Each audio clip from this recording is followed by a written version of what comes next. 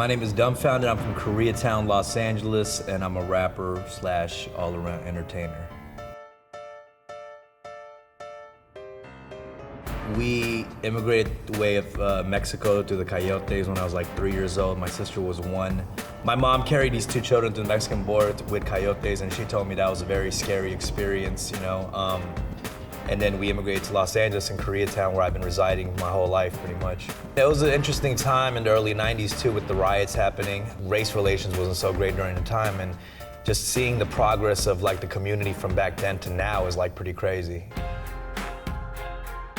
You know, I went to high schools all around Los Angeles, which kind of helped me kind of develop into who I am today. Like, I was going to like punk rock gigs in Echo Park, to like open mics in South Central, chilling in Koreatown, hanging out with like indie rock hippie kids in like Silver Lake. And one of the kids there was like, yo, there's this open mic in South Central called Project Blowed, where there's like some of the illest freestylers. And at the time I was like an arrogant little freestyler, battle rapper. I'd go to house parties and kill it, you know what I'm saying? So I thought I was a shit. I was like, oh, I'm getting free weed and free drinks and bitches. I was like, all right, let's do it.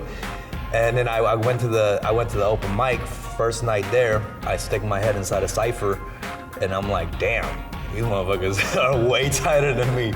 So that kind of sent me back to the drawing board and the level of freestyles that I was supposed to compete at, you know, and battle at. Like literally, I like shit my pants the first day I went there. I fell in love with the place instantly, so I ended up going every Thursday night to Project Blowed, and that's where I really hone my skills as an MC.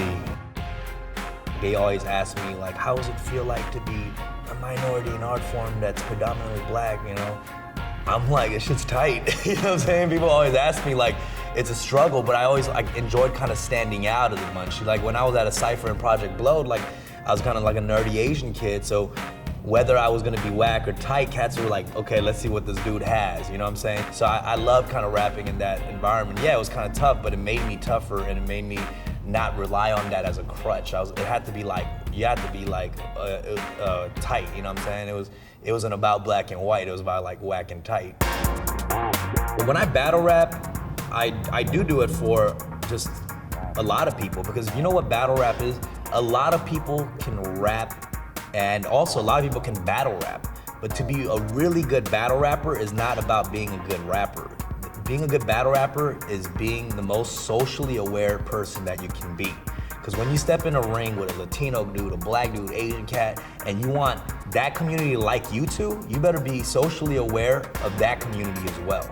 I've been hit with the best Asian jokes that anybody could get hit with, you know? And a lot of times, like, the best ones are like the ones where they're really understanding the culture and not just like, oh, ching chang chong. Like, that's stupid, you know? That's not even funny or clever. So social awareness is like how you win battles. It's not about just if you can rap. Everybody can rap. And some drunk dude at a house party can rap, you know? So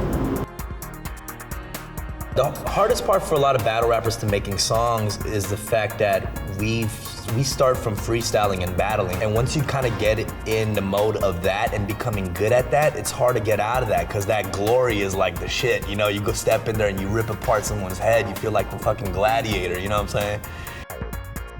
I'll admit though, like, rap battles are easier for me than making tracks. Making songs is not easy at all. Rap battles are entertaining for like a couple of years or so, but tracks could be like forever. You know what I mean? It could make an impact on someone's life forever. But I just enjoy it, man. I love battling, and I respect every battler who does it, because it's really putting yourself in the front line. I've seen cats just get ripped apart, you know what I'm saying? And every battle that I take, I'm risking my career as well. You know, I've built up a fan base in the music side too, so putting myself out there in that front line is not easy every time I take on a battle.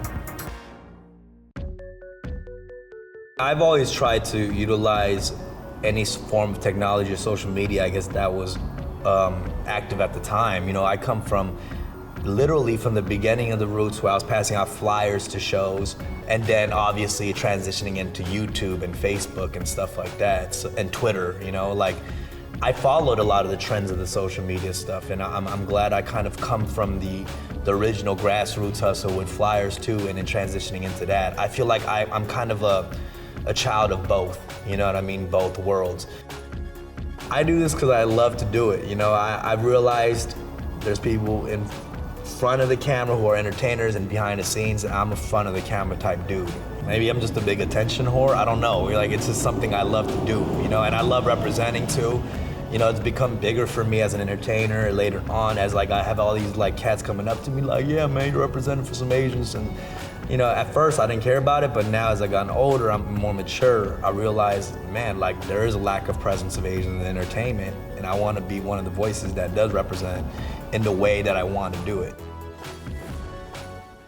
R&B didn't go away. I just feel like people just want to try something new. You know what I'm saying? I mean, R&B is always going to be there. Hip hop is always going to be there, but people want to try something new.